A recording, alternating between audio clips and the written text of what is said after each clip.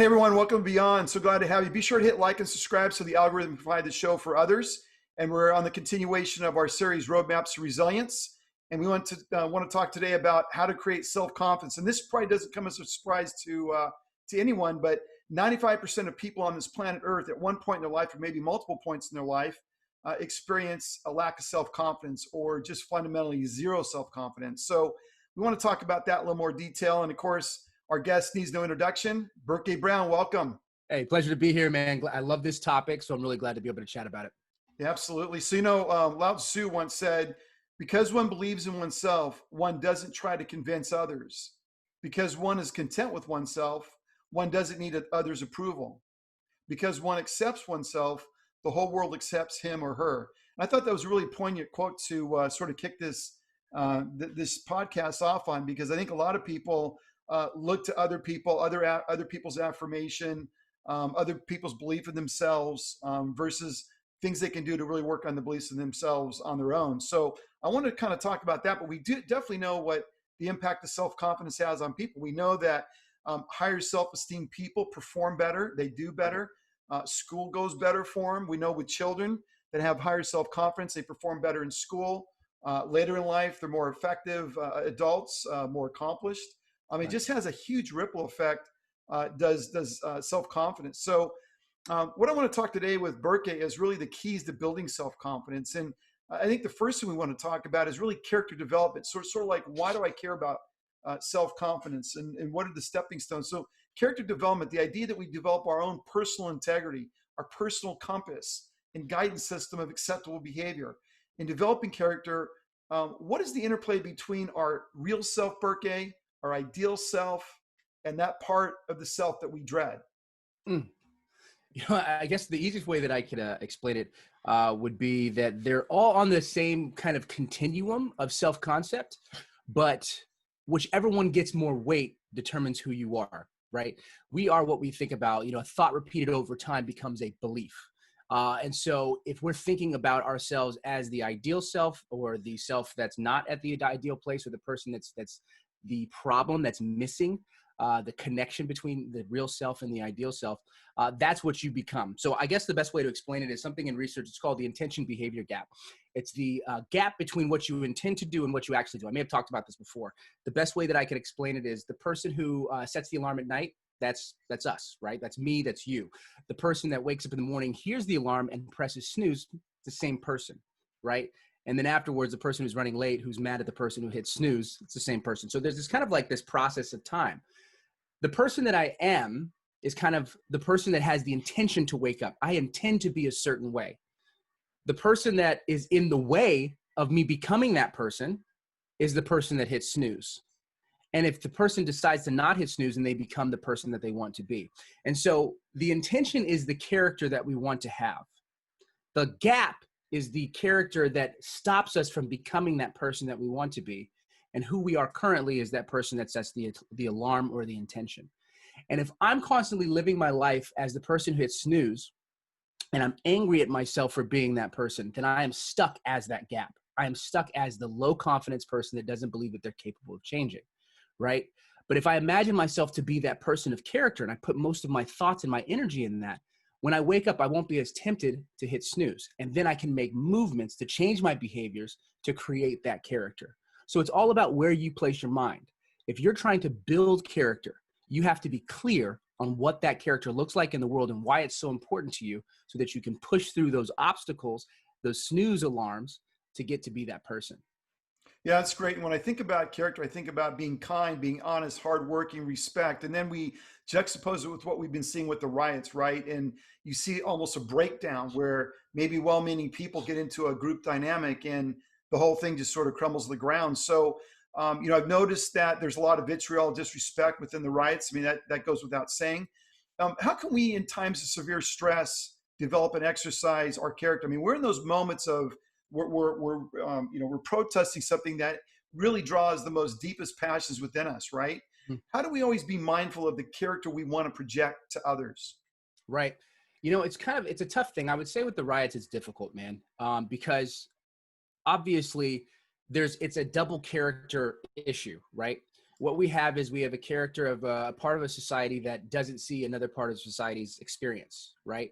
And so there's a lack of empathetic character, but at the same time, there's this other side that's feeling a certain amount of rage. And so what happens is they move into a place where character kind of just, it's character of self-preservation in the minds of people. And so it becomes a difficult game to play. And so I think that what the best way for character to be improved is for us to be able to look at things in a way to where we're saying, how can we develop a unified perspective of character?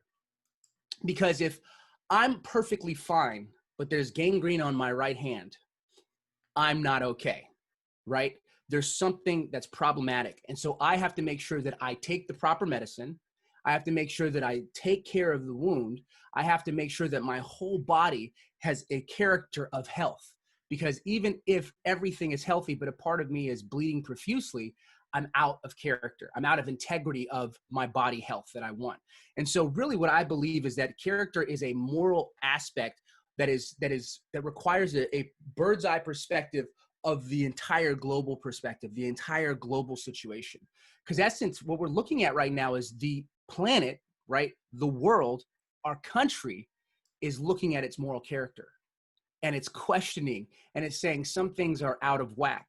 And since some things are out of whack, we have to find a way to rebuild a central character of who we are as a people. And when we build that character, then we can take care of the wounds. And when we take care of the wounds, we can then coagulate. That's what happens. When the wound happens, we start to bleed. But if it doesn't coagulate, if the blood doesn't start to clot and stop the bleeding, then we'll die. But if we realize that all of us have to work together, we have to put a bandage on, and the blood itself has to do its job, and the hemoglobin has to dry to create a coagulation so that it doesn't bleed out. So it's everybody building in character and everybody understanding that it's our own global perspective of character that really will make a difference where we all become more in character. Does that make sense? Yeah, 100%. I think it really makes a lot of sense. You know, when the blood coagulates, and it really promotes the healing of the wound, right? And that's what really to me, we got to really focus on. Because in my experience and what I've seen with other people, we can pick story after story. The stakes are extremely high when it comes to character and integrity. We see people rise and fall. We build them up, and then we look to tear them down. Right. And usually they're torn down on character integrity issues. And so where one person can say, I heard this story about a guy in Australia. He's a pretty famous actor. 40 years previous, this event occurred. 40 years later, he's accused of raping a woman. Turns out that he didn't, but it dragged him through the mud for about 2.5, 3 years, drained his bank accounts. And in that 2-year period of time where he could do nothing, he wasn't working as an actor. Yeah. He had to, in his mind, just sit there and deal with it. And the idea that we're talking character, in this case, it appears that the jury decided that the allegations were not accurate, right? This is part of the Me Too push. But you can see the impact of character. And you touch somebody, you think they're your friend, and all of a sudden they show up in a different way, maybe because you have more money, maybe because you're a successful actor. Who knows what the motivation is, but you know, our livelihoods, our jobs can rise and fall on our content and character. Do we embezzle money from the company? Do we take a shortcut on the expense account, right? On so many levels, we can see where in our world in the United States, certainly, how character choices and integrity choices have really blown up careers. You know, what I always like to say is this, because character is dependent upon an individual. I look at character as an individual thing. I start from the individual, then I work up to the context, the individuals in the context, and the small societal groups, and then the larger context. The reason I focus on the individual is because what it does is it frees us from creating a umbrella over a certain, like, wealthy, non-wealthy, African Americans. Like, there's all these ways that we create these characters. Poor people, right? White people. We have like characteristics that we're giving people. And what happens is we need to really work on just focusing on that individual. The individual character is the most thing. When I look at the Me Too movement, I see kind of, okay, there's an experience that a lot of women have had, right? And what happened is there's a couple, there's collateral damage where certain people who were innocent got sucked up inside of it, right? But what's interesting is there's a lot of people that were before that were guilty that were completely shielded, right? And a lot of women were not able to experience or to even voice what they're experiencing. So it's a really tough game when you have movements like this, because all of a sudden what people want to do, the easiest way for the brain to work is just put a label on everything. When you put a label on everything, it's hard to get to the true issues. But as long as the movement at least starts, as long as something happens, then we can start to perfect and clear up and realize, okay, people went too far this way, but it has to be this kind of like upheaval. Like, for example, let's say that I'm eating food and only a little bit was poison. Okay. Most of the food was good. Only a little bit was poison. Sometimes the body is not going to be like, well, you know what? This is poison, but this is not. So what I'm going to do is I'm going to just throw up this part. The body's like, I'm getting everything out. Okay. Good, bad, indifferent. I got to get the poison out. And so you vomit and your body just projectiles all of it, the good, the bad, but the poison, because the poison's what's killing the body. And so really what I really focus on is that our job is to really focus on rooting out poison. If we can root out our poison in our own internal selves, then it frees us to be able to see what we can improve. Now, let's take it back to looking at the individual. In order for me to see issues in my character, I have to be willing to believe that I can be wrong about almost anything. Humility is how you build character. I have to become aware that what I think I'm positive about, I may be incorrect about. Humility is what gives us the freedom to build character. So if I'm willing to say I will project out anything out of myself, even the good, even just to get the poison out, I'm willing to give up anything to become a better person. I'm willing to give up certain beliefs if it makes me a better person. I won't identify so tightly with what I think is true in order to become a better person. That goes back to what you said about, I think it was Lao Tzu, where he said that confidence is your need not to prove anything. Like my quote that I always says is, the man who has nothing to prove proves everything already. That's freedom. So for me, if I'm wrong, I'm not afraid of it. That's what humility is. I'm actually wanting to figure out how to be better. And so if there's something wrong with me, my character is not afraid of being wrong, and it has the humility to say, maybe there's something better. Maybe there's a better approach that I can take. Maybe I don't really know. Maybe what I thought was wrong.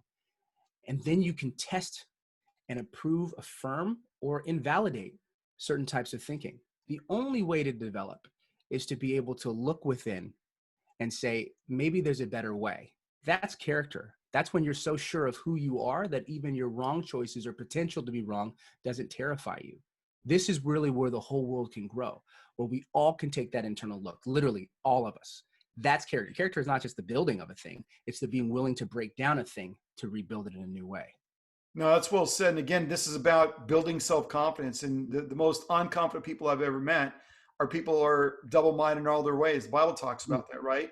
Right. A double-minded man is unstable in all his or her ways, shall we say, right? But Powerful. it is true, right? And so the idea of self-confidence and knowing our character and who we are in the most extreme circumstances, and certainly we're using the riots because that's present day, but we can take that and extrapolate that into any situation where you're tempted and you're in that moment and you have that critical choice to make. So certainly as we work on our character and we know who we are, we can get some confidence from that. And I think another key to building self-confidence is really self-acceptance. And this is a really important concept because to the degree that people loathe themselves and hate themselves, they'll never be confident on anything. And that's a big ripple effect in their life. So the idea that we can truly be content with who we really are, right?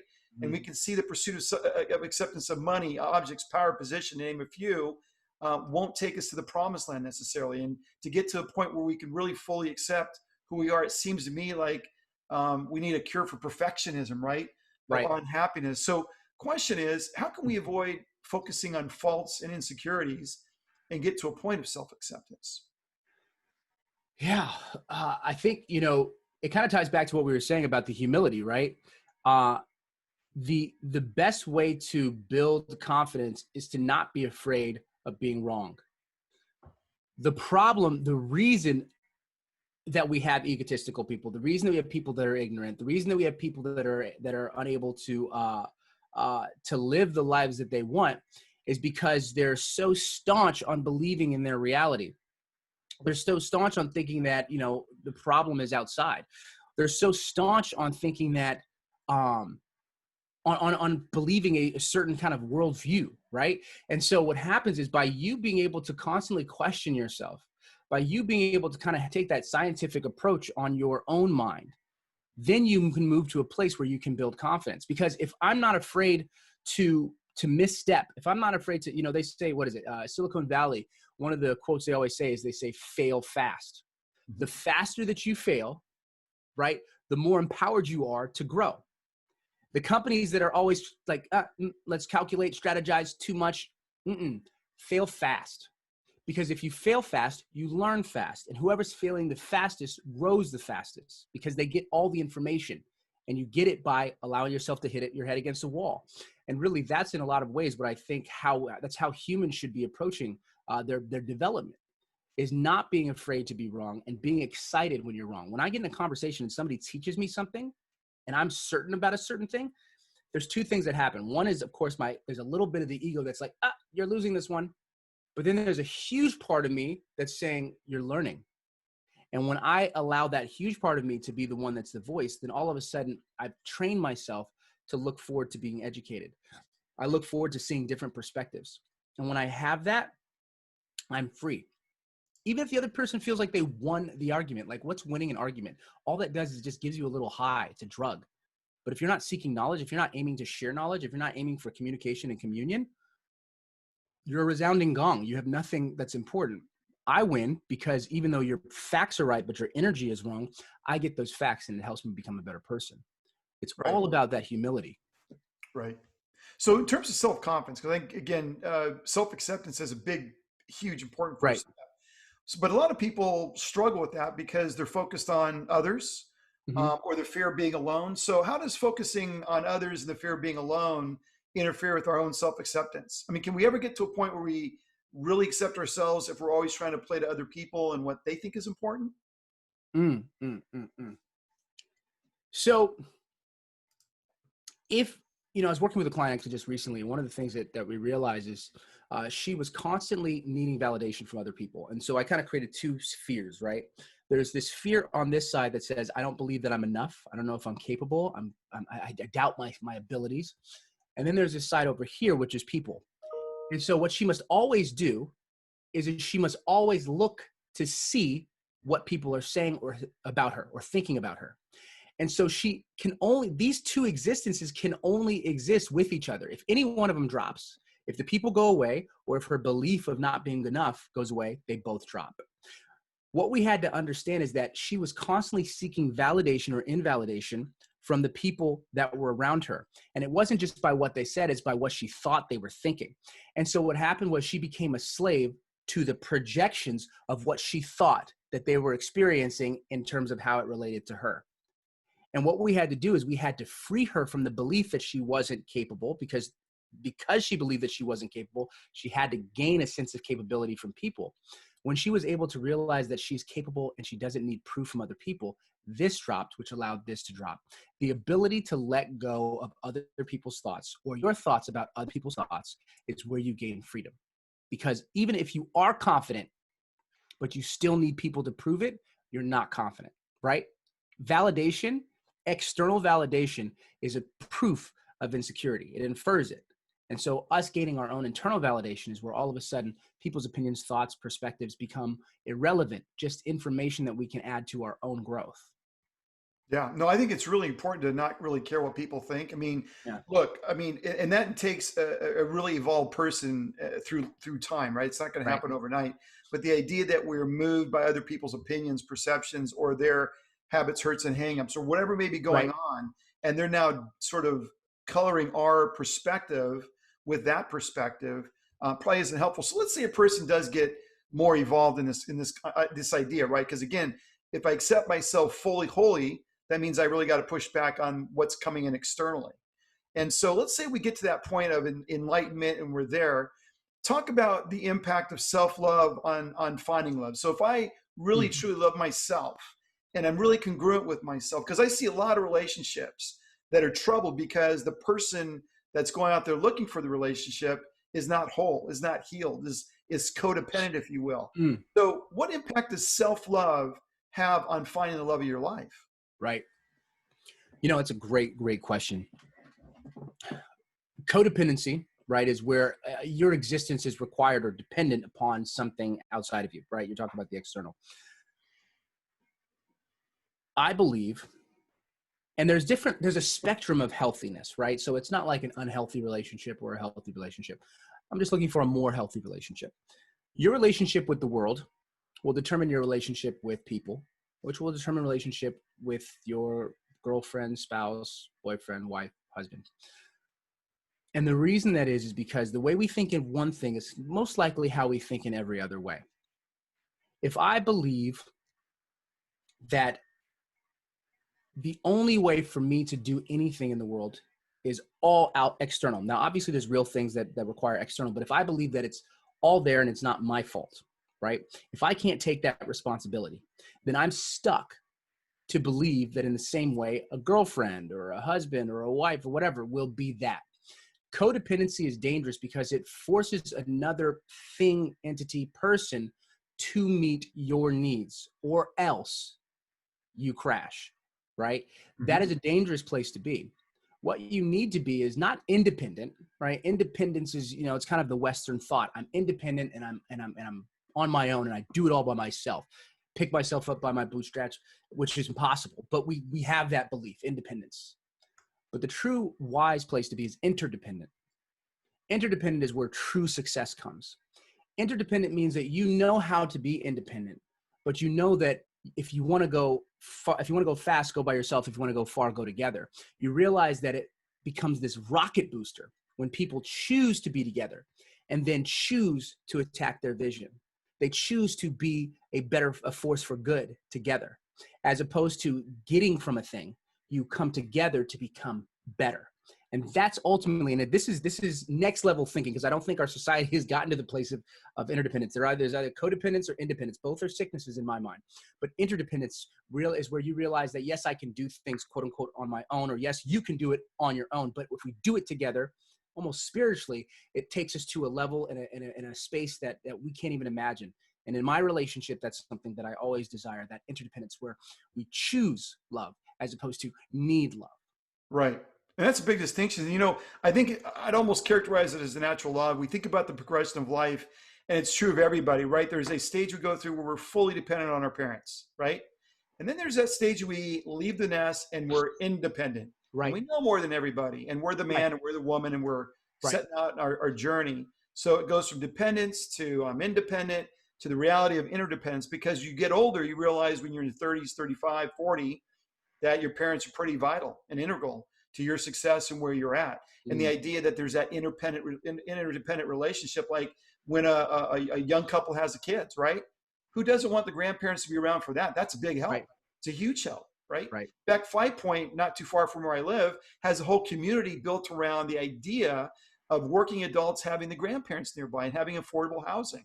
So I like what you had to say, that it's really, as I look at the construct, it's again, dependent, independent, go off to college, go conquer the world, and then interdependent. That's where it ultimately settles. Now, to your point, that's probably for the more evolved perspective, more nuanced perspective, because I think a lot of people struggle with the idea of ego, and if it's to be, it's up to me, and I know better than you, and I'm smarter. And as I've gone through businesses, as I'm running companies, one thing that's an absolute truism, an absolute core recipe for success is finding people smarter in those areas that you need help in.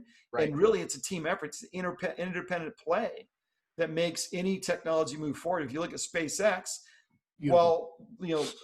Musk is super smart. Elon Musk is very, very smart. You need the people that execute that are equally as smart. He may have the grand vision, but boy, that's a teamwork personified. It is a beautiful thing, man. And that was kind of something where you could see people working together out of the craziness of the past couple of weeks. Just seeing that, like, especially coming from where it came from. It came from nothing. This is a private business that has pulled together resources, that has set a vision so strongly, so intently on getting to Mars. And literally, I've watched so many interviews of Elon Musk, and what I loved is that anybody that talked about him, it's actually better to watch interviews of other people than themselves, because you get more of a clear, nuanced perspective. But what one of the person says is that everything that he looks at is through the lens of, will it get us closer to getting to Mars? his clarity on that vision is so intense that he makes his choices based off of that. And this is something that I'm going to use with my clients now that I've heard it, because that's exactly how we're supposed to live. Confidence comes from being clear on your vision. When you have clarity, then you have confidence in a huge way. But being able to bring people together, the reason he brought people together is because, will it get us closer to Mars? Will it Right. get us there sooner? And so interdependence is actually genius. And as we look at our society and the place that we're at right now, there's a massive opportunity for interdependence, a massive opportunity. But it requires us to be at a space where we're not going to be independent and then pull yourself up by your bootstraps or dependent. It's everybody working together. And there's no need to say who's independent or who's dependent. We're taking that off. We're saying, how do we get to a space of interdependence? How can we look through that? And what needs to be done? What sacrifices do I need to make? Where do I need to speak up? How can I work? That's why character development is an internal thing. As soon as anybody's saying they need to do that so we can get independence, then we've lost. It's always, what can I do? But they're not doing it. What can I do? Right. That's freedom. That's confidence. That's power. Yeah. And, you look at Elon Musk. I mean, he sold his houses. At least he said he was going to. He's Right. selling every one of his houses because he goes, being tied down to physical things of this earth, right? He goes, really, it's about, if I could spend the money on going to Mars, that's money better spent. So yeah, I think he was on the Joe Rogan podcast about a month or so ago, talking about selling all his houses. He has several. And if you look at how he sort of travels, he's in Boca Chica, Texas, and he sleeps in a trailer, right? So he's kind of like a nomad at some levels. But the idea that he's hyper focused on that goal of going to Mars. In fact, I read today where 2022, he has every intention of launching a Starship, 2 of them to Mars to land. And in 2024, have 2 more Starships plus another 2 with manned crew to go to Mars to start the process. So you're right. I mean, he is galvanized, focused. And look at the results we're getting. I mean, he's doing things technologically speaking that nobody ever thought was possible. The idea that you vertically land a rocket. If you saw the last rocket that came down, they launched recently Starlink, and then before that, of course, the astronauts. You see this rocket, stage 1, come down onto, I think it's called, Of Course I Still Love You, their barge. Yeah. And you see the size of the barge is nothing. It just Great like ocean, and the precision to hit this thing and land it. By the way, the deck's pitching and all that. It's what do you say? It's incredible, man. And I think as for me, I'm a science geek, right? So I love space. Me and my grandfather back in the day, he bought books on this constellations. And I literally just like love this type of stuff. So seeing it in real life just is incredible. Plus how amazing his, like, the cockpit looks, right? With all the touch screens and everything like that. Did you see the ones where it showed the shot, the cockpit with the shot Apollo, I guess, the Apollo rocket dash, and then it showed the space shuttle, and then it showed SpaceX, and the simplicity that he's gotten from those 3 juxtaposed against each other. Yeah, it's incredible. It's that's what happens when you're forward thinking. You're so free.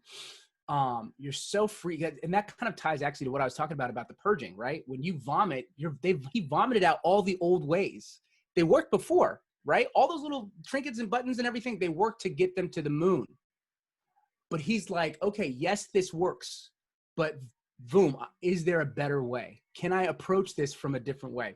And this is where it's so powerful, is because everything can relate to it. It's just like you're starting from scratch. Let me take a new approach to this.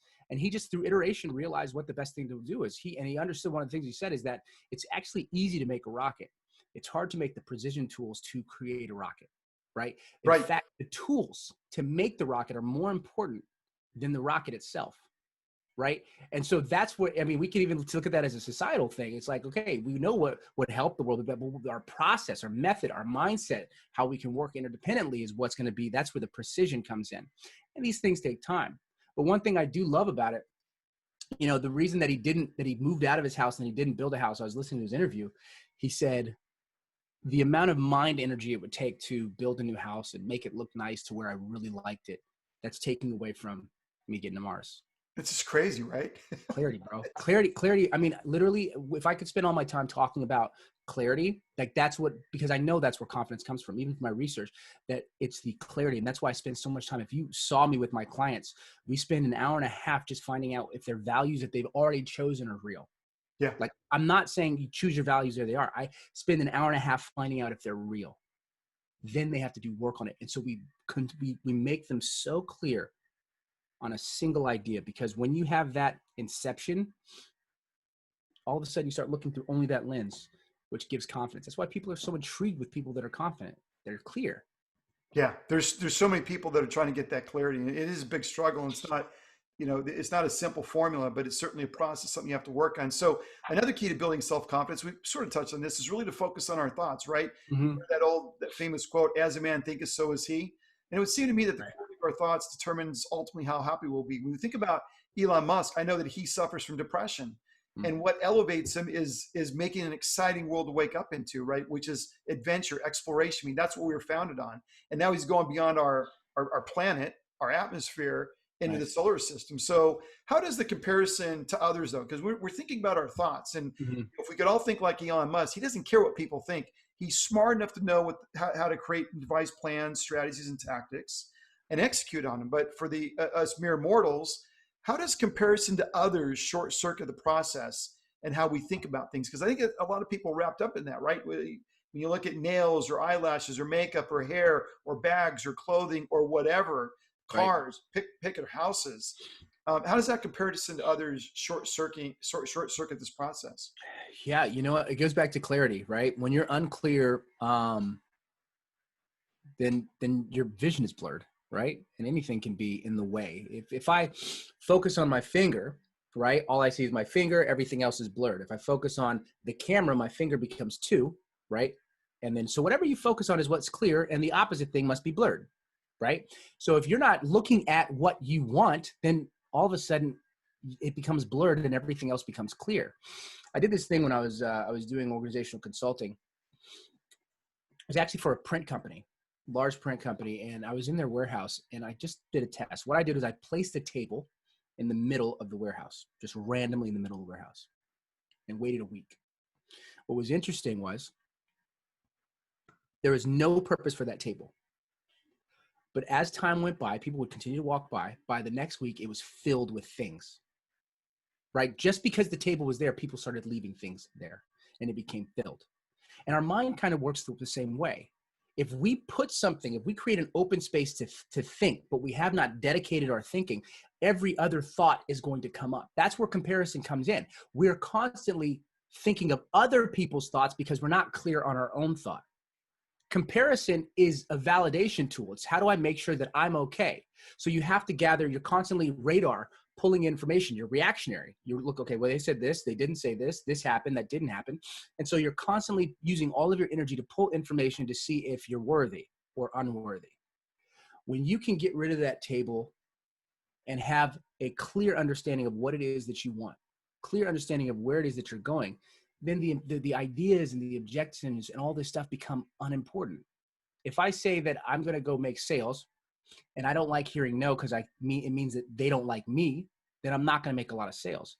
But if I tell myself that it takes 10 sales to get one, then when I get one, I'll be like 9 more or 8 more, 2, and I count because all of a sudden I'm clear that it's going to take a certain amount of time. I've set myself up for success. Comparison with others means you're not clear. It means you care about what other people think as opposed to what you believe, right? And that's the difference. That's what stops people. It takes too much cognitive energy to think about other people. Just as for Elon Musk, it takes too much energy to think about building a house than getting to Mars. I'd rather use that brain power to get to Mars. Thinking about other people, it's just like you said, it short circuits. It takes away your clarity. Your vision becomes blurred and they become clear. So you talked a little about this, but talk to us about a little bit of how do core beliefs impact our ability to see ourselves correctly, right? Because one, you got to have a belief system that you really deeply believe in, right? But the core beliefs that we're constructing in our lives and how we're thinking about things, how do those beliefs impact our ability to see ourselves correctly and accurately? Mm-hmm. Yeah. Our core beliefs are crucial to how we show up in the world. But in front of our core beliefs are our core fears about ourselves, the false, fearful beliefs we have about who we are as people. And what that could mean is it usually tends to wrap around these ideas. I'm not worthy. I'm not capable. I'm not enough. I'm not worthy of love, and so on and so forth. When I work with my clients, we really try to get clear on what that core belief is, because what happens is the core belief sources our thoughts. When something happens, all that happens in the world is just a happening. The thing that gives it meaning is our relation to it, what we think about it, right? So if this person walks by and doesn't say hi, my narrative is based on my core belief, right? This Mhm. is whatever I believe is what's going to tell the truth about it. If my boss walks by, doesn't say hi, I'm already believing that I'm not worthy. So I'm going to say, are they mad at me? What did I do? And you start to pull in information about why they could be mad at you. That's because of my core belief. But if I was confident in my work and my boss walked by, didn't say hi, I'm like, he's busy, just like I am. Your core belief is what determines it. So first, what you have to do is you have to find out what your core fears are, what you're afraid of admitting, what you don't think you're capable or worthy of. When you find that, then we have to question it and break it down so that they can realize that it's not true. And then we create the opposite core belief. So Burke, I got a question. So Yeah, if go we ahead. look at personality characteristics, so there's that one that came to mind, people pleasers, right? Mm-hmm. And so when you think about people pleasers, you're going to be instantly drawn to what are they thinking about? My boss walked by. What does that mean? Am I next in line for promotion, or am I going to get that pay, whatever? So talk to us, break down a little bit at some of the personality differences and how they could be a drag on this process. So that Yeah. dominant personality. Are you saying the dominant personality, like within a group of people? No, within the person themselves, Okay. right? So I'm Right. a people pleaser, or I'm an introvert, or maybe I'm an extrovert, and Mhm. how I'm showing up, and maybe how that affects people in my world, and then the feedback I'm getting, right? Like I can be an introvert, and I could be really smart, and people could say he's not friendly, he's not approachable, he's stuck up, right? There's all these, so that sort of speaks to emotional intelligence is probably more important than IQ. So Mm. what you're talking about is vital, but then sometimes we project ourselves in such a way and not meaning to do so, where people can pick up cues that are totally inaccurate about Right. who we really are. Right. Right. Right. The truth that the base level is who cares, right? The base level is if you are clear on what you're trying to get, people will actually endure you because you're so clear. If you look at, for example, people, when they think about Steve Jobs, it's horrible working with him, right? But he was so clear on what he wanted that you wanted to be a part of it. Right now, I'm not saying that that makes it okay. Obviously, having emotional intelligence is extremely important. But what I will say is that clarity is the most important thing in the world, because when you have clarity, you have integrity. When you have integrity, you have authenticity and you're open. You're not afraid of judgment. Therefore, you'll speak your mind, which can allow communication. If I'm clear on my goal and I'm realizing that people are not responding to me, that means that pulls me away from my goal. So it means I need to be more emotionally intelligent. My goal will actually determine what I need to do. It'll kind of help facilitate the environment that I need to create what it is that I want to create. The importance, of course, is to make sure that your goal is a goal that's tied to your own passions, because sometimes people can choose things that, like, for example, I want to be rich, right? That comes from a core belief that I'm not enough. So I need to prove that I'm enough to everybody and then shove it in front of everybody's face, right? So what happens is, because my core belief has not been dealt with, I'm chasing the wrong thing, right? But if my goal is to, okay, I am worthy, then it's, I want resources to be able to provide for my family and help build the better world. Then you move from a place where you become more empathetic and a better leader. But the problem is, the goal is not to be a better person so people can like you. The goal is to be a clearer person so you know what to do, and that will make people like you. It's the process of going inward. It's not about dancing to the needs of other people, because people pleasing is perfectionism. You can, one of my friends, mom used to always say this: you can please all the people some of the time, some of the people all the time, but you can't please all the people all the time. You take that in, you give love as best as you can, but you run towards what you're trying to create. Right. That's powerful, man. That's critical. That's really well said. So I think another key to building self-confidence, right, is make a plan and don't overthink. I remember I had a good friend of mine in Utah when I went to school, and I went to Air Force ROTC. And I remember my sophomore year, we're sitting, and I just met him, and he kind of looked over me and glanced, and he goes, "Don't talk, just perform." And that, as crazy as that sound, that one idea Mm. changed everything. Don't talk, just perform. For whatever reason, I sort of glummed onto it. I connected with it, and that's what's driven me ever since. I mean, we can sit there and have a gab fest about all the things we're going to do and what we have done, but ultimately, it's what you do, what you accomplish, versus all the gas that comes out of us at some level. Excuse me. So, what are some practical ways we can turn our goals into, excuse me, action plans? Yeah. You know, it depends on the person. I'm just, I'd love to give just like a, 1-2 punch plan, but it really depends on the person. So the way that I say it is, first off, to be able to break down your goals into small habits, right? If you can chunk down to what needs to be done today, right? We said this before, homework tonight. It becomes more surmountable. It becomes something that I can actually do. And really, that's one of the most important things, because when we set an intention or a goal and we don't meet it, that's when we beat up on ourselves, right? And so what we have to do is we have to break our goals down into these tiny steps that we can succeed at, so we can feel success. Confidence in with the research that I was doing, I called it self-efficacy. That's kind of the research term for confidence. But self-efficacy is, do you believe that you're capable to do what's required? Like, it's the belief that you can do what's needed to get what you need to get. As your self-efficacy increases, your likelihood of success increases. And so one of the best way to build self-efficacy is to set tiny goals that you can succeed at, because you build on that momentum. If you set too big of a goal, it's you hurt yourself. So my clients, when they're starting, if they want to start exercising, like, I want to work out 5 days a week, I'm like, let's turn it down a little bit. Out the break. Yeah, they're like, what do you want to do? What's maintainable? They're like, well, I think I can do 3 days. And sometimes I can tell in their energy, I'm like, how about this? Aim for 3, commit to 1. They're like, what? Aim for 3, commit to 1. What happens? They end up doing 2. They feel proud of themselves because they did more than what they said, and they hit above that. But if they aim for 3 and did 2, they feel bad about themselves. So it's all about setting yourself up for that. I had a client once, as we were going through the business program, he was like, I need to get in better shape, because he knew that his mind was affected by his eating style and his exercise, lack of exercise. For the first 3 weeks, all he would do is go to the gym and sit in the sauna. That's it. That's all I told him. Because I know that he didn't want to lift the weights. It was just go into the gym. So he got the gym membership and would just go in, sit in the sauna, and leave. By the 3rd week, he's like, okay, I'm going to sit in the sauna and I'm going to work out just a little bit. And then slowly but surely, he started moving into it, because the most important habit first was to go there.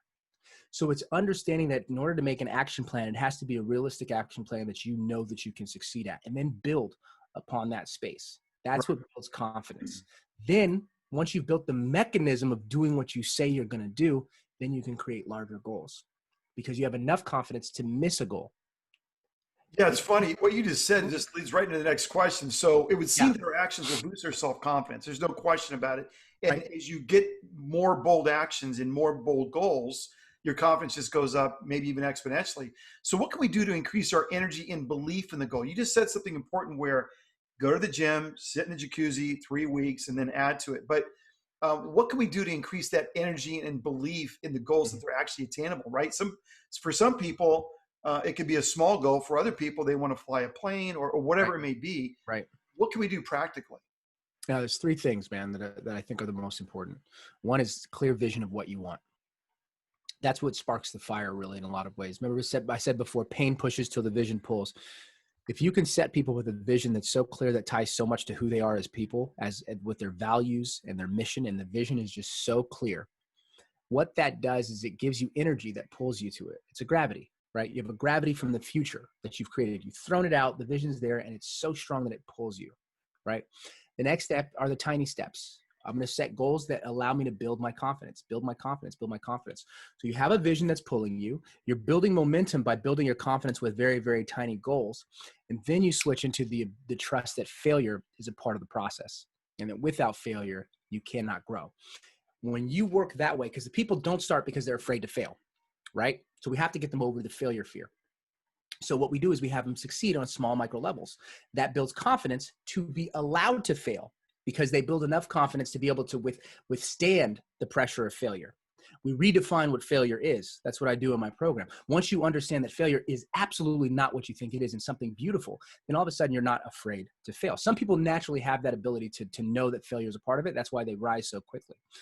But if you can begin to believe that failure is a part of it, that means that even your successes and your failures are movements towards the vision, which is pulling. So you have 3 things that are happening. You have the pulling vision, you have the building of confidence, and you have the ability to withstand failure. You put those together, it's a winner.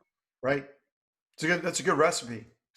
That's a great recipe. So another key, I think, step in building self-confidence is really keep the promises you've made to yourself, right? So you just talked about setting goals, and you're talking about strategies of how to build that confidence, but sometimes it can be as simple as, hey, just keep the promises you made to yourself. Mm-hmm. Take it seriously, right? Take yourself seriously. We sort of went through the continuum. We start there, but Mm-hmm. keeping those promises are really, really critical. So how important is keeping your word and creating a purpose-driven life? Everything. Absolutely everything.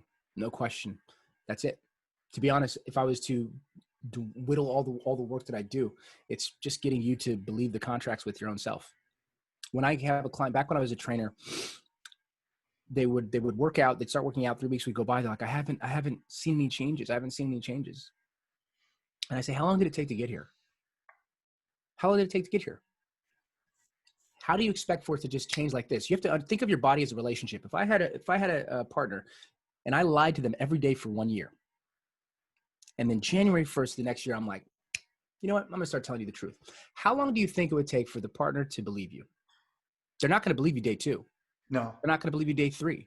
They're not going to believe you day 4. What you're doing is you're recommitting to the relationship, right? You're recommitting. So your body has experienced you attempting something for so long and not getting it done that all of a sudden you think that you're just going to start believing yourself. No. What you have to do is you have to make smaller, easier contracts, and you have to see what it feels like to say, I will do this and do it. I will do this and do it. And just as I've lied for a year, I'm going to tell the truth. It's probably going to take about a month to 3 months before my body begins to be like, whoa, my word is my bond. And that is where you gain your power. You shrink the expectations, right? So instead of saying, oh, yes to everything, I'm going to start saying no more often. So you're shrinking kind of what your commitments are, but at the same time, you're shrinking the sizes of your goal. And when you do that, then you can allow yourself to build that momentum. Because at the end of the day, it's all about integrity. If I can say what I'm going to do and do it, 2 things happen. One is I've built a social contract with the people around me, and 2, I've built an internal contract with myself. That's 2 handshakes that are happening. It's a handshake with me and myself, and a handshake with me and them. That is where movement happens. There's a book called, let me see. Oh, it's Max Weber. I think it's called The Protestant Ethic. And it talks about how the Americas became so successful. And a lot of it was because of the credit system, and not the credit system as in like the debit credit system. It's the credit system as in this person is trustworthy, right? You can trust this person. It had a lot to do with the Protestant, like Christian, my word is my bond. And because contracts weren't broken, and because people had good reputations or good social credit, businesses could actually do business together, trusting themselves, which allowed it to grow at such a large rate. Same thing as with us. If we can trust our contracts with ourselves, and others can trust their contract with us, and we can trust our contract with them, that's where power happens. That's where magic happens. And that's when you can actually start to set goals, see yourself succeed, build self-efficacy, and reach the things that you're trying to reach. Talk to us a little bit about, and this is a one that probably most people could relate to, but talk to us about the impact on mental health.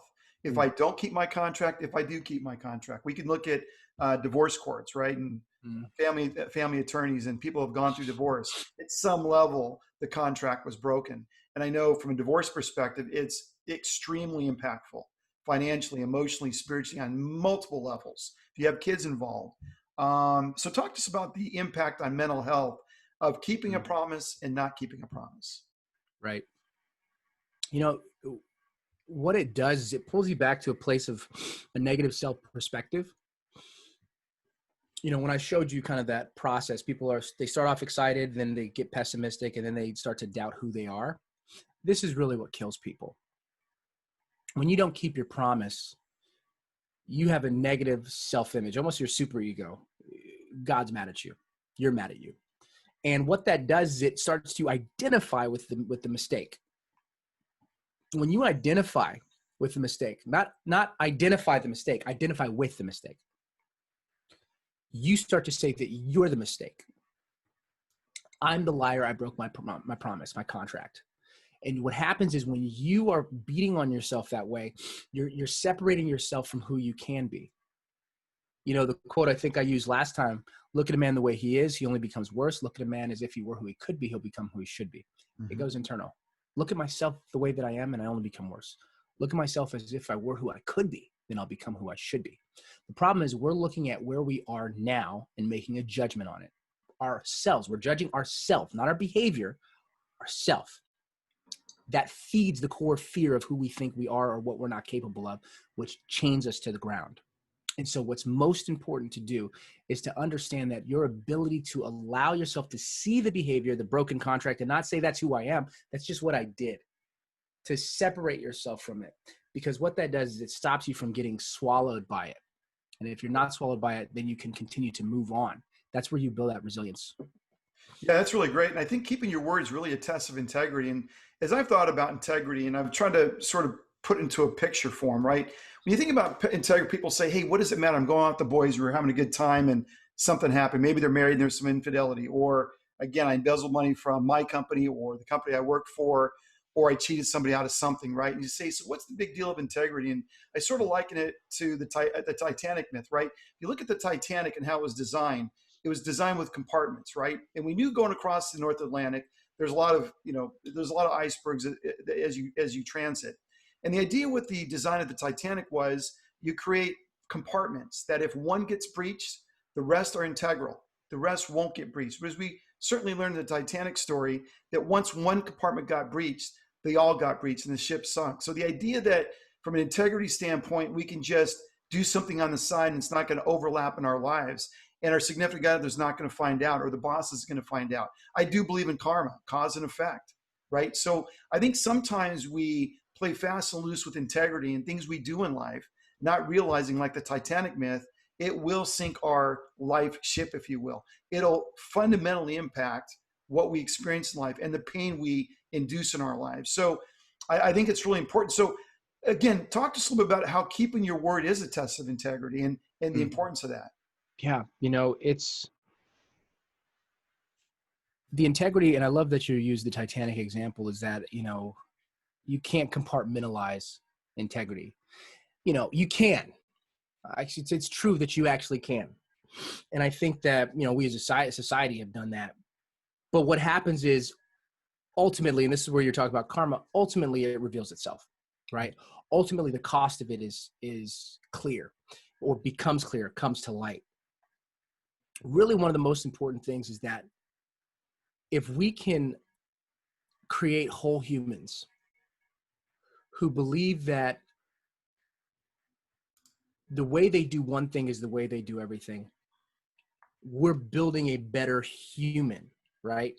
And ultimately, that's what my goal is how do you mass produce better humans? Not how do I make successful businesses? How do I allow this person to have a really good relationship? If we compartmentalize it, we're not creating better humans. We're creating just better situations in certain areas, certain contexts. This is why my work focuses so much on your values and your mission and your vision. So much on getting rid of your core beliefs. Because I've had clients who came in and I'm like, what do you want? And they're like, I want to be a mogul. I want to be a billionaire. I want to be a millionaire. I want to, and I'm like, why?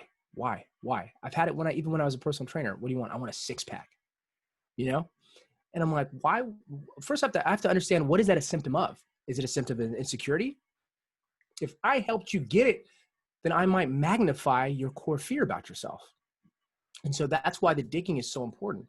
That's why the compartmentalization is a dangerous thing. I'm not here to only work on one area of you. I'm here to work on you. And then once you're clear, then you can choose what you want. Then we can trust that what you're going for is not for an external validation or to feed some vacuum of a need from your past. It's about getting a person to become a better person. I've had clients when they came in, back when I was a trainer, I had a client who came in, he's like, I want a six-pack, Mike. He's like, I just broke up with my girlfriend. And I'm like, if I gave you a six-pack, you would use it to womanize. Like, you could tell his energy was absolutely in that direction. Right. So what you do is, if I'm going to get you to grow, I have to make sure that as we go, you're growing up. Like, that's the process. That's what has to happen. Otherwise, I'm actually adding. You have an insecure person who's not getting what they want. You give them power, danger. Right. They will oppress the way they've been oppressed. Right. If I have a client who's like, I want to be a millionaire, and I'm like, why? Because capitalism, I'm all for, but capitalism, when it becomes toxic capitalism, hyper capitalism, I've seen what that does. our country is experiencing what that does. This disparity is getting huge. It's going beyond, this is beyond color. You look at 10, 15 years from now, you're going to realize that the only color that exists is green.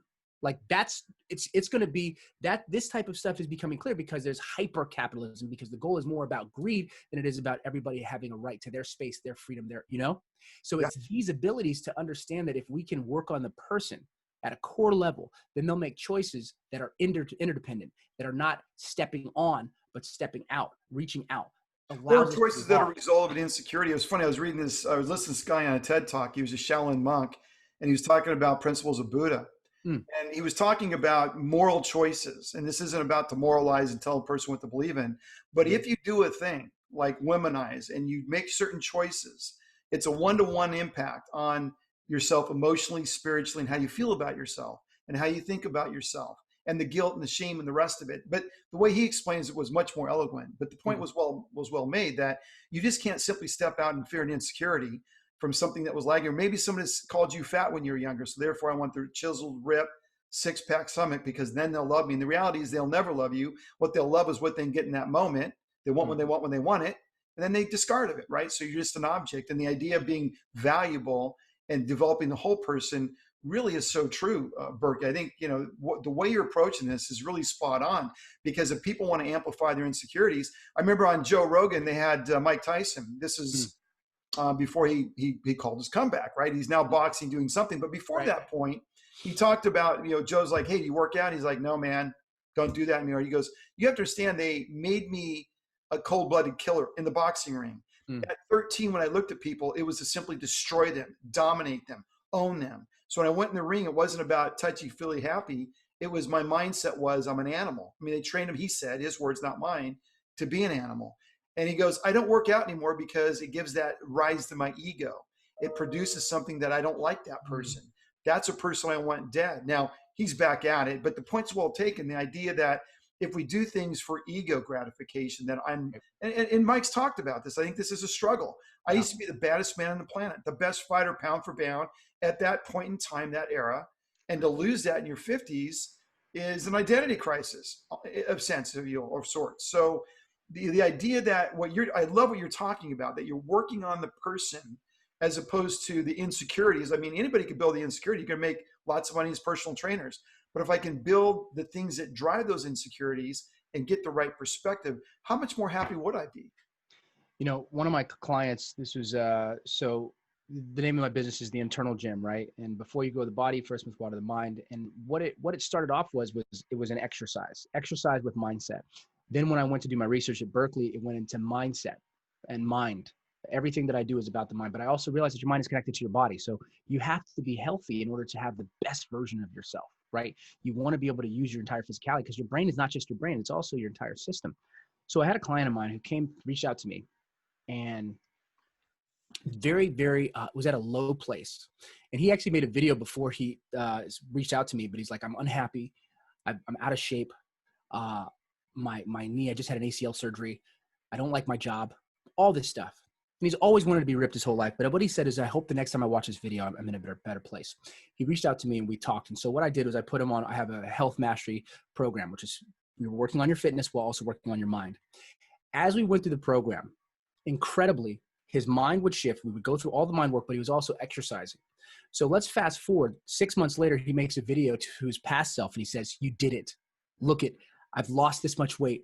I've never felt happier. I didn't know that I loved journaling. So all of a sudden he had this shift in who he was. Now let's move another 7 months later. He's doing a bodybuilding competition and he was as ripped as he always dreamed that he could be. And the text that he sent me, where I knew that I had done what I meant to do, he goes, I feel incredible, but it has nothing to do with my body.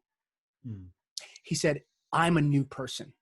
I'm proud of what I've done, but I'm a new person. Done. That's exactly what I had come here to do. If I had given him that body without that mind, he would use it to go back into the ways that he used to be. Absolutely, no question. And he even admits it. But now he's at a place where he's empowering other people now. And he's in fact one of the coaches out there. So it's incredible what can happen when people are working from this space, because I've come from the core. I come from the inside and grow outside. And this is what I want to do in the entire society. When I see everything that's going on in the world, I'm sitting back. I'm so out of it. I feel what I feel. I come in where I need to come in. Absolutely. I'm human. But what I'm always thinking is, what is the outcome that I desire? What is the outcome? Not emotionally, because if I let my emotions determine my outcome, I'm lost. No matter which sides I'm on, I say, I feel this. I understand it. Great. How do I transmute it and move it into creating an outcome of better human beings? Yeah. That's because of that clarity. That's the lens that I look through. And you might get flack from people on all sides. You should have said it this way. You should have done it that way. You need to be quiet. That's what it is. Yeah. No, that's phenomenal. So, it's interesting, and as you think about building self-confidence, right? And I like the idea you're building from the ground up, if you will, reconstructing the mindset, the perspective, the worldview almost, right? And once you've gone through that process at some level, I think the next key to self-confidence is really taking ownership of your actions. And we think about the inability to act responsibly. We've seen it again and again. It's really a sign of low self-esteem. If I'm not going to be responsible around other people, around the constructs that society's put in place. I'm not talking about people that have been abused by the system or, by the way, systemic racism. I'm not talking about that. I'm talking about taking ownership of your actions in a clear, non-fog mind state, right? And we know that there's a lot of blame games out there, right? And it really, in my experience, really takes the power away from a person, right? I didn't get the job. It was, they like this guy more than me, or I didn't get the pay raise, or whatever, or I didn't get the date, or I didn't get the second date. So how does not taking responsibility make us powerless and victims of our own circumstances? Right.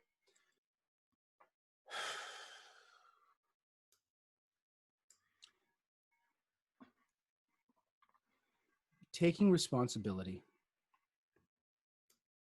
is just that.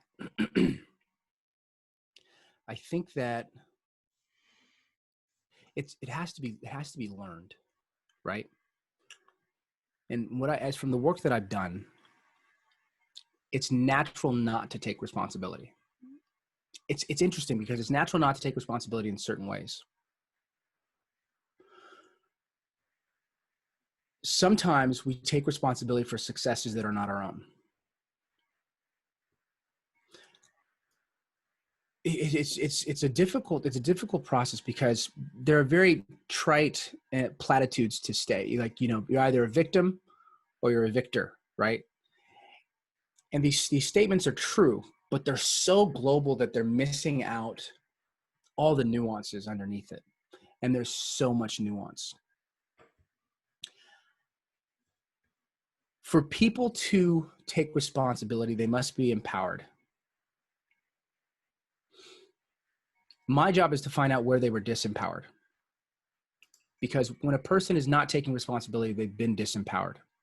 If I have a person, for example, a client who is constantly thinking that the world is against their effort. For example, I have a client who, it was actually the one who was talking about how she's always trying to see what the world thinks about her, like always checking, right? And what I have to do is I have to say, what's your core fear? Where did your disempowerment come from? Where did your disempowerment come from? Because if I say that, hey, you know what? Just take responsibility. This is what I've noticed with all the clients that I've worked with. I can't tell them to be a victor. I can't tell them that they're a victim, because every one of my clients, and I'm talking about even CEOs that I've worked with, like I'm talking about across the whole spectrum. I can't tell a person to take responsibility until they meet themselves. And I have to empower them where they've been disempowered, right? And what I have to do is I have to seek the disempowerment. And what happens is, for me as a leader, I'm moving into a space where I'm saying, where were you disempowered? Where did this start? And when I find out where it started, I find out that core belief that you're not worthy. And when you find that core belief that you're not worthy of love, or that the world doesn't like you, or that you're not capable, or this experience that you had with your father who said something to you, like, and this is as simple as it's been. I've had clients where they said, just because their father said, I don't love you anymore. Boom. And then all of a sudden, this woman goes on this experience where she is constantly seeking love from men, and all the men don't have to, all they have to do is show no love for her to feel that she has to prove that love. Like this is real. It's so deep and it's so nuanced. And so I can never tell anybody to take responsibility. I have to say, where did someone take your power? Where did you lose your power? Where did you give up your power? And then from there, build. It's my job to empower. Because if I see a victim and I'm like, take responsibility, then I'm not taking responsibility. Because if I see it, then by default, I must move into it. You know, Christ called us, right, to move and to help the sick. The doctors help the sick, but they have to find the sickness. The doctor doesn't say, you know what, you've been unhealthy, you haven't been eating good food, and then walk away. The doctor says, you've been unhealthy, you're not eating good food, I'm going to go into surgery right now, but you have to change your lifestyle. We have to empower. And that's where I find the change in my clients, because all of them, when we break down all their false beliefs about who they are, and then we say, how is it not true? We flip that, then they build up new beliefs about who they are. And that's where the power comes. Because when we're in a place of empowerment, then people begin to take responsibility. And the reason I had to be so nuanced about how I think about this, because I always know, for example, Jesus, when he was about to heal Lazarus. So this is back in the day. Jesus is a couple cities away. Lazarus is sick. And Lazarus' sister, I think it was Mary or Martha, I think it was Mary. She reaches out to Jesus and she sends a letter and says, hey, Jesus, Lazarus is sick. Please come and heal him. Jesus stays where he's at for 3 days. Could have left, but stayed where he's at for 3 days. He had to finish what he had to finish there. By the time he gets there, Lazarus is dead. Now, Jesus in the Bible, he already knew that he was going to bring Lazarus back to life. But everybody was weeping and everybody was sad. And it said that Jesus looked at their pain and it said that he was so moved by their pain that he began to cry. And what's so interesting is even though he knew he was going to fix the situation, he felt the pain. He felt the pain of the people. Then he went and did the miracle and brought Lazarus back to life. My job is to feel the pain. My job is to understand that there is a disempowerment that has occurred. And it doesn't matter whose fault it is or is not. It doesn't matter whether they're a victim of it or it doesn't. All I know is that there's pain. And my job is to move there to help heal that pain and help them heal that pain. Then they can move from a place of disempowerment to a place of empowerment. Because when a person feels empowered, they no longer are victims. They take responsibility because they didn't know that they could. And that's a process. It's a breakdown process and it's a build-up process. And my job is to take responsibility in my own life to provide that healing. Yeah, it would seem to me that as you go through this process, you almost have to stay on guard like a sentry, because if a person's going through a lot of habits and hurts and hangups and abuse at some level, that person really has to stay on guard at what's coming at them from that experience, from that process you took them through. Because it seems to me in this world, anything could take you out and send you right back to those patterns and habits of where you came from. So true. So, man, it just seems to me that as you go through this process, there's a lot of things that are wisdom balls you get, right? Curve balls, fastballs, right? And you all learn from them, right? And, right. I think the idea of standing guard and being really thoughtful about who comes into your life and what messaging comes into your life and how that affects you. It's just like the alcoholic. You don't go back to the bar. You stay far away from it as you can, or whatever the addiction is, right? And it kind of goes back to the things we do, the choices we make, and the compounding effect. Just like money can compound, right? You invest it and you have a percent growth over a year and you just keep it in there and it just compounds on itself. Well, so do choices. And I'm not talking about the people that are victims. I'm talking about where a person is proactively making choices that in the moment feel real good. And this is what the Shaolin monk was saying. In the moment, they feel wonderful. And you meet that need. But long term, it's so damaging and so destructive. And I see these arguments that are people making whatever it is, and they're trying to rationalize and justify and hang on to that thing that they know at a core level is probably not the best for them. So it seems to me that as you take them through this process, it's so critical that if you want self-confidence, the best way to destroy it is to do those self-destructive things that got us into this mindset, that got us to this place, because it's not working, right? What's the definition of insanity? Is doing the same thing, expecting different results. We've all heard that, but to break out of it, there's the opportunity. That's the healing, and that's where you can get ultimate self-confidence. And I think about Elon Musk, and you say, yeah, the guy's smart. But by the way, there's a lot of smart people And Right. it's not like Elon Musk had it easy. I mean, he took the money from PayPal and invested in Tesla and SpaceX. And I know in SpaceX, he was one launch away from eternity, meaning the company's gone. Right. But he took that risk. They got it right. He was on the edge of the envelope. And I would argue today, he's still on that edge of the envelope. But he has such a sense of who he is and the vision that he has. He doesn't worry about the naysayers. You saw the Cybertruck come out, and there's a lot of people throwing, stones at the glass Right. house. And now a lot of people's opinions have changed. But he just is rooted in his own conviction, his beliefs. And again, I would underscore that this guy's, he would argue, he's had some mental health from the perspective of depression. Hmm. I think a lot of people go through that. But where do Right. you find his moments of clarity and joy Right. and happiness is in doing that hard thing and setting that clear-headed, like you said, I'm going to Mars. That's all I focus on. In fact, I would say Tesla will be on Mars and the Cybertruck will be on Mars. Because actually, if you think about it, it's perfectly suited. It's electric. Totally. Yeah. And so is a boring tunnel. I think that'll Right. be on Mars, right? Because how do you traverse Mars? You just dig tunnels and you go. So it's amazing to see this guy's Great vision. point. And the reason I talk about the depression piece is it says, hey, we're all the same. At some level, we struggle with whatever. Right. Some people with mental health, some people with other things. And yet you take an Elon Musk and he's able to perfect that vision. Right. And I'm sure he had his own struggles that he hasn't talked about. So I think there's tremendous hope in what you're doing, Berke, in your program. But I just think that what you just talked about, boy, if I came to your program with one of your clients, I'd really stand guard at my gate as a sentry, making sure nothing comes in that could just take me off my course. Yeah. It's so, this is where interdependence comes in so many ways. And I think that all of us are doctors.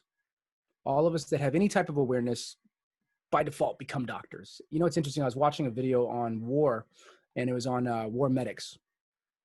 And it was interesting because they've had enemies that have been hit that are sent to the U.S. medic, right? Right.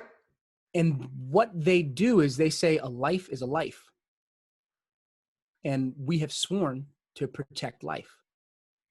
And it's such an interesting, distinction between, like, this is the bad guy, right? This is the bad guy. But this ability to say, if someone's bleeding, I need to help. And that is really what my mission is. What I'm doing, my work, to be honest, is, it's like, you can call it volunteer work, you can call it charity work to a certain extent. And I don't say that, I say that lightly, not just to say that, obviously it is for profit and it is because I want resources to do more of it. But there is a poor in this society that has nothing to do with money. There's a great quote. It says, some people are so poor, all they have is money. And what I've seen is a poverty of mind. And I've seen a victimization and a self-loathing that is prevalent in the world and a majority of society. And I see that sickness and I have pain for it, really. And I understand that I'm in it as well. So I'm in no way saying that I'm above it. But what I do see is when I'm working with people who are even fairly successful and seeing the thoughts that they have in their mind and the way they see the world and the way that they react as opposed to respond in the world, it gets me sad, because there is a sickness that is pervading society in a huge way. And my work is to be able to do my best to heal that. And what happens that's so cool about that is, as you heal those people, my last phase of my program is inspiration. You can't be successful in this program until you've inspired and healed somebody else. Because as soon as we all start taking responsibility to heal not just our tribe, but our human tribe, to all of us, and whether it shows up in you doing volunteer work, go ahead. If it shows up in you working in your church, or you helping your family, or helping with Black lives, whatever it is, whatever you're moving towards, if It's very healing, I would argue. it's human. Yeah. And human, it's like my body was meant to move. When I move it, I get healthier, right? I be health, take off the H, I'm like, in the T, it's heal, right? So what's happening is we're just living in our natural being. We're meant to be connected and interdependent. And as we start to move from that hindbrain to the frontal cortex and turn on our vagus nerve, which is our empathy space to a certain extent, all of a sudden we can create something that is Elon Musk level The Star Trek, how in Star Trek they're like post-racism, post-capitalism, where it's toxic, post everything, then they could create warp drive, then they can, okay, they're like, what is it, level 2 society or something like that. Like, that's my vision. My vision is where we're at a place where we're like, how do we unify interdependently? How do we destroy the idea of tribalism? Now, it doesn't mean that cultures are bad. I mean, I want everybody to be their own diverse selves, but to be like, I want to know from you. I want to learn from you. I want to give to you. I want you to give to me. I want us to work together. And there's no pointing. It's just this lifting to this space to where we're at a higher level of thinking. I agree. And I have some thoughts on that. I think that as a society, I think we're better together. And I think intrinsically we're wired that way. And I think then there's the forces out there that are trying to divide and conquer. And I'd argue again, what we're seeing with the riots, with some of the disparate elements coming in, the goal is to divide and conquer. It's not to talk about the issue and deal with it. It's about to blow it up and really divide it. So I think I just remember they had bricks. Like the bricks were placed in certain areas. They had bottles full of gasoline that looked like water bottles. I mean, people just break it. Just So there is. I love that you said there's a dividing element that we're aware of. Yeah. And so it should make it that much important to believe that if somebody's trying to divide, that means how much more important is it that we, you know what I mean? Well, I think by nature, as you go out there, red, black, white, brown, doesn't matter. I think people are the same and they want to get along. They want to vibe at some level and they want to be understood. They want you to understand their culture, what makes them unique, right? But then there's an element that wants to divide and conquer because they're playing on our deepest fears, our insecurities, right? And that's what I think draws us into tribes, which is really unfortunate. But I think there's an opportunity. And again, through your program, if you can elevate your thinking and become more nuanced and more cerebral and less monkey brain, because all we're seeing on action, over the past week and a half, 2 weeks, is just fight or flight. Monkey brain, as I call it, but the limbic rich system. It's what makes, we've talked about this, TikTok famous or Instagram. I see an image, I get a reaction, I move on. And so there's an opportunity for sure to become more nuanced, to become more aware, to become more cerebral and to become less reactionary. By the way, I'd argue it's much better for your health, much better for your blood pressure. There's a lot of benefits physiologically. 100%. And so I think the opportunities for people to understand what's really going on when things happen, you have to ask the question, who, what, why? Mm-hmm. What's the intrinsic motivation for what we're seeing here? And this isn't to get, conspiracy theories, but there's an opportunity, whether it's the riots or in your personal lives. If someone's trying to get something from your job or they're trying to get ahead of you in a promotion, you have to be cerebral and see what's going on. It's the difference between playing chess versus checkers. You're 10 steps ahead in the move. When you fly a plane, the first thing they tell you in pilot training when you're flying jets is you got to be 5 to 10 steps ahead of the aircraft because you're going so bloody fast. And so if you learn to fly in a prop plane and then you go to a jet, you realize that point A to B is a lot quicker, right? And all the checklists you got to go through are happening at a much more rapid pace. So you have to memorize it and fly ahead of that aircraft. When you do that, you're not as stressed out because you know what's coming, you know what's happening. And so I think intrinsically, and this is one story I'll end on, is in World War II, the Germans and the Americans were pitted against each other. Actually, it was the Britons and the Germans. And they were shooting and lobbing things, and all of a sudden there was communication that sparked. And eventually what happened is they both got together, and this is a true story, and they drank together and they ate together, and they were talking together, and they were sharing stories, and they were in a war, you understand, and they were enemies in the war.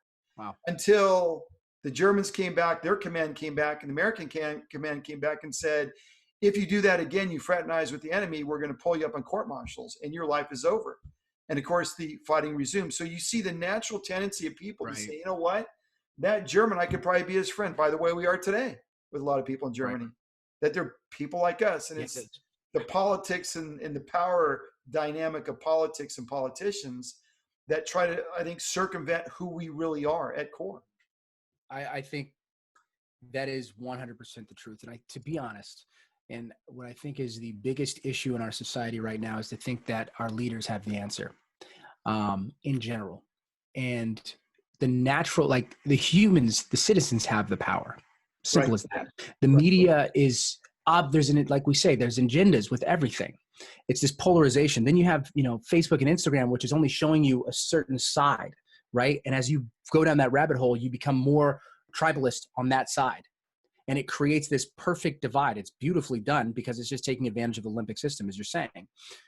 What has to happen is this detachment from that, and then a communication with our brothers and sisters. That's it. Like that's really where the magic happens. You know, Alexis de Tocqueville, he was a aristocrat from France, and he came to America to see what made America successful. Yeah. And he was talking about this beautiful the ability for everybody to have a civic duty to their community. If the road was broken, they wouldn't, say, hey, fix the road. They'd work together to build that road. And it's that discourse and the ability to communicate. And this is why it's so important to move from the hindbrain to the front, because when you're moving to the front, then you can communicate two differing ideas without identifying the person as the problem. You just say, I don't agree with the idea, not the person. I'm mad at these people. No, I'm mad at the idea, and I want to communicate with the idea because I believe that we can get to a common bond. It's our abilities to communicate. It's our abilities to have discourse. It's our abilities to take power back into our own hands that really makes the change. But Yeah, it no, I mean, requires pause. and I think de Tocqueville also had a great quote where he went to the churches of America. In other words, he went to America trying to figure out what made it so great. And Mm-hmm. as he entered the churches of America and kind of had the epiphany, it says, what makes America great is its people are great. And when their people cease to be great, America will cease to be great. And the idea Mm-hmm. that American people, and part of that quote was, they're great because they're good. So what makes America great is their people are great. What makes the people great is the people are good. And when the people cease to be good, they'll cease to be great. And so that's why I have full confidence in America, whether it be African American or Chinese or whatever it may be. I think at the core of everybody that I've come across, they're good people. And if they appear not to be good people, maybe they're into vandalism or whatever, they're trying to be heard. They have a big sign at forehead that says, please hear me, please listen to me. I'm important. That's why when you go into the hood, if you will, the gun is very powerful. Why? They have your attention, right? The riots, what they're doing, they will get your attention. And so I think, though, at a core, though, I would argue that people are good. And what's made Absolutely. America great is the people really are good. And this idea of dividing and conquering is, I think, the powers of the government.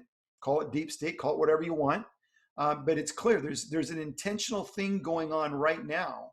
Because I could say a month ago, I could probably pass by those people and they probably would have said hi. But today, boy, the tensions are high. So You- I think it's important we try to at least understand what's going on and pull out of our ideas, our paradigms, our belief Right. systems. Right. Maybe if we get our news source from CNN or Fox, pull away from that. Go to 30,000 feet. If you don't go to 30,000 feet, where are you at? You're flying in the weeds. You're following a turtle. But when you're at the eagle, you can see the big picture. And that's really the opportunity is look beyond, right? Right. Don't look at the weeds. You got to pull that joystick back, get altitude, and really see what's going on and talk to people and don't react to one conversation. What I like talking to you, I love about it, and others I know in my life, is I can get a lot of different viewpoints Right. that sort of slush around in my cranium full of mush that hopefully congeal to come up with an Right. idea that Right. makes some sense. Because I think everybody's looking for what's common sense about what's going on. Because everybody has common sense, right? We're not polluted with all. If you look at the government, they're polluted with what their own importance, their own self-importance, and Right. what they know that you don't know. But I think what America does have is common sense. And there's an opportunity to say, hey, use your common sense, work together. And I do believe Berke people, in their natures, are good. One man's It's opinion. it's true. No, I think that there is an opportunity for. I think this is what it is. I think people are good. There's a book, Born to Be Good, by Dr. Keltner, and it talks about how we naturally are inclined to do good things. If we have the right environment and the right sources that are helping promote that, we can create a beautiful, beautiful society. Like it's possible. And I think what's so interesting at this time that we're in right now is that a lot of people are waking up. A lot of people, and this is when you're looking at the protests and you're seeing so many different colors that are coming together, because there were riots. There's protests now. Like most of the stuff that we see are protests, and people that are what you hear is we want to stand up for what's right. We have an opportunity to write, and you see the whole world. I mean, France, Germany, you're looking at all these places. This desire for better is visible, and that energy is visible. And if I was to take that energy, and obviously you can say, okay, there's certain areas where these pockets that are not good. I get that. But I'm picking up the energy and I'm saying, okay, I'm seeing a rainbow of colors of people that are standing up for the idea of better. Now, how that policy turns out or all that different stuff, that's debatable. That's fine. But there's that energy of goodness that is seen. And when you see that coming from all allies, right? When it's coming from multiple races and colors and cultures and creeds, and it's becoming more available, there's hope, right? And so you sense this energy of I see what people are trying to do, and I take that energy and it fuels, because what it is people are coming to their senses, right? They're coming to their minds, and that ties to what my vision is: a world of better people who are willing to speak up and stand against the status quo, stand up against what has been, stand up against tyranny in certain areas, stand up and be able to make their voices heard. This is powerful. And it's not just the people that are experiencing it, it's other people. And what happens is, my thing is, as time goes by, there will be other injustices. And what I want to see is, I want to see everybody standing up in the same way for that injustice. Everybody standing up in the same way for that injustice. Because then what happens is, we built a mechanism of goodness that turns into action, that creates justice, that creates solidarity, that creates allyship. This is what's possible, but it requires all of us to say, okay, where can I take responsibility? And what can I do in my responsibility? Because as soon as I say that another person needs to take responsibility, I've not focused on me. I need to take responsibility, and what can I do in this space? And that's where that goodness within human society shows up. Yeah, no, I agree with that. And I think what I term this period of time as is sort of the Great Awakening. I think people are seeing, right? It's, you can tell them or you could show them. And I think what's going on with these riots, and then you think about the leadership in time immemorial in a lot of these cities and how it's been done, needs to be really rethought. I think people are looking at that with a critical eye now. Like, what has been done in the past? Why hasn't this been solved? We're in 2020 by God, right? So Right. why hasn't this gone to a much better point, in terms of where it's at today? But I do believe people are sort of experience this great awakening where you see these people coming together with a lot of energy, protesting things that are really important to them. Yep. And I think it's an opportunity to look at the leadership structure in cities in our country, and understand what's the better model and what's the better approach. And I'm not talking personalities. I'm just saying, it's like a business. If I do something for 30 years and it's proven not to work, why would I continue to do that? And why wouldn't the people demand more? And I think what you're seeing now is they're seeing the failure in a lot of these, these hierarchical structures of leadership. Mm-hmm. And I think people are really smart to say, that hasn't really worked so effectively. So hopefully, when the next time to come around to vote, right, and there's some hopefully proposals on the ballots or initiatives on the ballots, people have an opportunity to express their voice, because that's where you can really make a lot of change. Absolutely, man. And I think one of the things that's really cool, and when I look at kind of how I see all this stuff, I'm focusing on the term like protests, right? I see the protests. I think if I was to say on an energetic level, if we were to see how many of the riots compared to the protests, it's the protests that I'm focusing on, because it's easy to get distracted on the riots. Now, that does not mean that I'm saying that this is not bad and these people should not be punished for what they're doing. Absolutely, 100%. I get it. But I see this power in protest. And the best way to protest, like you said, that's the vote. That's voting. And not just voting. This is where I think it's really important. I just want to say this real quick. Voting in your community. Voting for your community leadership as well. People get so caught up on just like leadership, like this president, that president. I understand that. That's great. But we need to focus down, and we need to become more informed on a community level of how our voting works. Have you voted for your city? Have you voted for your county? Have you voted for a government, like for the state? And I think that ability, that type of wisdom, and it's happening. People are becoming way more aware of how the political system works. But I think that that's where the power lies, is for us to become more and more awake on the nuances within our small spaces, and really move from a place of leadership, do something, to I'm going to do something. I want to see more people getting into politics. Right. I want to see more people moving into these spaces. I want to see more people that are engaging and empowering programs and curriculums that allow people to understand how to manage finances better. This should be in all schools. Financial literacy should be in all schools. These underrepresented, the inner cities where they're not being taught certain things that are extremely important. That needs to happen. That's why I want to create a program as well for mindset in the inner city. This is something that I want to do for free, because I see the disparity. And so what's happening is, all of a sudden we are starting to get to a place of us taking responsibility, understanding that our vote matters, not just on the top, but all the way throughout the system. Right. No, that's well said. Not much more to add to that. I mean, that's really spot on. And I think if people looked at it that way, I mean, they really have to look at the policies that have gotten to this point. Hmm. I almost say is a systemic racism in terms of the politicians and how they treated the people. The idea you're not getting financial literacy. And on a number of levels, you can see in the inner city, they're not being touched by things they need to be touched with to be effective citizens Right. in this culture. So again, that's where I think you got to hold the existing leadership accountable. You need to understand what's going on. You need to educate yourself so you can make the informed vote, the Right. informed decision, and then develop quality strategies and tactics, right? If you say, we want to do X, like right now they're talking about defining the police force. Well, that's interesting. Then I'd ask a simple question. Well, who do you call? Someone breaks in your house. What do you do then? So there has to be a balanced perspective. There has to be a perspective that says, look, if the way the police force is being trained is leading to these results, it's what every business does. Like Elon Musk, when he keeps blowing up these starships, he doesn't keep going back to the same design and have the same result. He's looking at it critically and saying, what went wrong, right? And so if you're seeing people in the inner city, the Black community, and you look at the myriad of issues and they're not being resolved, there's an opportunity. Why aren't they being resolved? How can we better educate them? How do we better empower them? How do we understand what their needs analysis? In other words, have they done a needs analysis? Mm-hmm. What are their needs? What's the top? I remember I was listening to Kevin Hart, and he's working, I think, with Chase, right? That's a partner. And what he's doing right now is financial literacy in the inner city. Right. Because they have no clue. They have no idea. Well, in my position, that's like, well, why not? I mean, that seems kind of fundamental, right? To get out of that situation. But then it begs the question, what's the motive? And why aren't they? And why haven't they? Exactly. And that's forget about pointing fingers at this point. It's not the point. It's like, if you know you have a problem, develop strategies and tactics to fix it.